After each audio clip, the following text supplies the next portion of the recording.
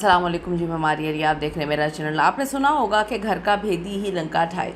UK में पाकिस्तानी बहन भाइयों का एक अनोखा बल्कि बड़ा ही बेगैरती वाला काम, एक अनोखा किस्म का डाका। बहन ने भाइयों के साथ मिलकर 1 लाख पाउंड की चोरी की और मुजरिम जो हैं वो उसी दुकान की मुलाजमा थी।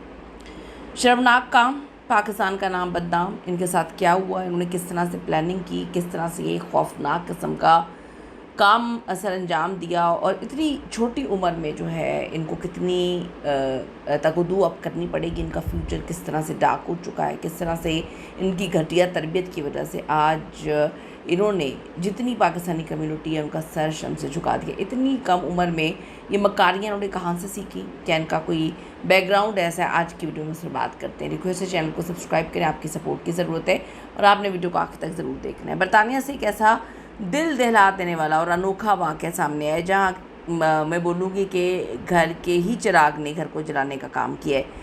एक शॉपिंग मॉल में काम करने वाली लड़की, इसने अपने ही सगे भाइयों के साथ मिलकर जिस दुकान में वो काम करती थी वहाँ पे डाका डलवाया। लालच का ये सफ़र इन तीनों बहन भाइयों को जो है कहाँ लेकर जाता है, मैं आगे चल के बताती हूँ। ये मुजरिम कौन है, इस पूरे वाक़े की जो मरकज़ी किरदार है कि ख़ानदान के 3 चश्मो चराग 3 बच्चे हैं। सिद्रा सग़ीर, इसकी उम्र सिर्फ 22 साल की है। ये एक लग्जरी शॉपिंग मॉल में सेल्स पर्सन के तौर पर काम करती थी और महंगी घड़ियाँ और महंगे ब्रांडेड मोबाइल डिवाइसेस जो हैं फ़रोख्त करने की जिम्मेदारी थी। सुभान सग़ीर 20 साल इसकी उम्र है। सिद्रा का छोटा सगा भाई जो इस साजिश में बराबर का शरीक था। वकास सग़ीर उम्र 28 साल है। सिद्रा का बड़ा सगा भाई जो है जिसने इस वारदात को अमली जामा पहनाने में अहम किरदार किया है। यानी कि आप देख लें कि इस उम्र में इन्होंने इतने घटिया काम को सर अंजाम दिया। तो काम आप सही रास्ते से मेहनत करते यूके में आप बैठे हुए हैं और आपकी मकारियाँ जो हैं वो फिर घटिया हैं। सिद्रा ने अपने ही इदारे के साथ गद्दारी करते हुए अपने भाइयों के साथ मिलकर इस बहुत बड़ी चोरी का प्लान बनाया, बल्कि बड़ा ख़तरनाक मंसूबा है। ड्यूटी के दौरान सिद्रा ने दुकान का जो कीमती सामान है जिसमें महंगी लग्जरी घड़ियाँ, जदीद मोबाइल डिवाइसेस शामिल थी, एहतियात से उठाकर दरवाजे के करीब एक अलग जगह पर इकट्ठे करके रखती है। दुकान बंद करते वक्त उसने मामूल के बरक्स दुकान का जो ताला है उसको लगाए बगैर महज आम तरीके से बंद किया ताकि रात को जो है इसके भाई आराम से अंदर दाखिल हो सके। चूँकि सिद्रा वहाँ पर मुलाजिम थी इसलिए वो दुकान के अंदर सिक्योरिटी सिस्टम से बहुत अच्छे से वाकिफ़ थी। उसने अपने दोनों भाइयों को दुकान का वो खुफिया सिक्योरिटी कोड भी दे दिया जिसकी मदद से अलार्म और जो सिक्योरिटी सिस्टम है उसको बंद किया जा सकता है। रात के अंधेरे में सिद्रा के दोनों भाई सुभान और वकास जो हैं उन्होंने प्लान के मुताबिक दुकान का रुख किया। उन्होंने फराहम करदा कोड की मदद से दुकान का जो सिक्योरिटी सिस्टम है उसको पहले ऑफ़ किया।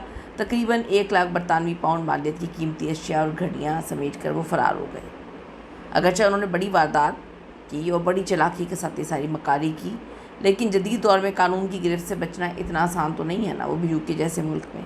पुलिस ने शॉपिंग मॉल की सीसीटीवी कैमरों की फुटेज और जो दीगर डिजिटल शवाहिद थे उसकी मदद से मुजरिमों का सुराग बड़ी आसानी से लगा लिया और उन्हें ज़्यादा ताख़ीर के बगैर ही गिरफ़्तार किया। अदालत में जुर्म साबित हो जाता है। जज ने कानून शिकनी करने पर इन दोनों बल्कि तीनों बहन भाइयों के ख़िलाफ़ सख्त फैसला सुनाया।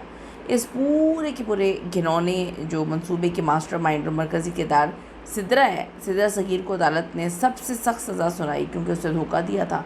7 साल कैद बामुशक्कत। इसके दोनों भाई जहाँ पे सुभान और वकास हैं उनको अदालत ने मुजरिम करार देते जेल तो भेज दिया, लेकिन सिद्रा जितनी सज़ा उसको नहीं मिली।